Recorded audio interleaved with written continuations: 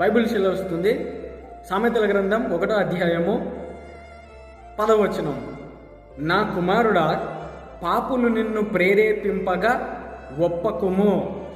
మనం దేనికి ప్రేరేపింపబడకూడదు అని అంటే పాపానికి ప్రేరేపింపబడకూడదు. ఆనాడు ఆదాము హవ్వలు చేసినటువంటి తప్పుడు పని, పాప సంబంధమైనటువంటి పని, అవిధేయత పని, అతిక్రమం ఏంటంటే ఇదే.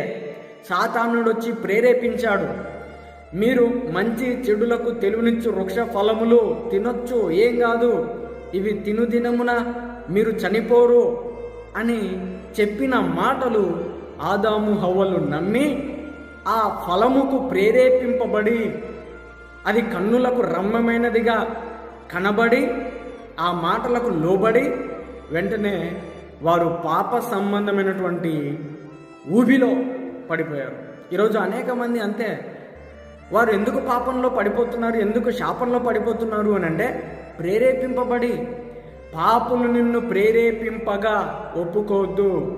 పాప సంబంధమైనటువంటి మనుషులు త్రాగుదాం అని చెప్తారు, వ్యభిచారం చేద్దాం అని చెప్తారు, హత్యలు చేద్దాం అని చెప్తారు, మర్డర్లు చేద్దాం అని చెప్తారు, మానభంగాలు చేద్దాం అని చెప్తారు. ఇవన్నీ ఏవి అనంటే పాప సంబంధమైనటువంటి సంఘటనలు, క్రియలు. వీటిని చేయడానికి నిన్ను ఎవరన్నా ప్రేరేపిస్తే నువ్వు ఒప్పుకోవద్దు.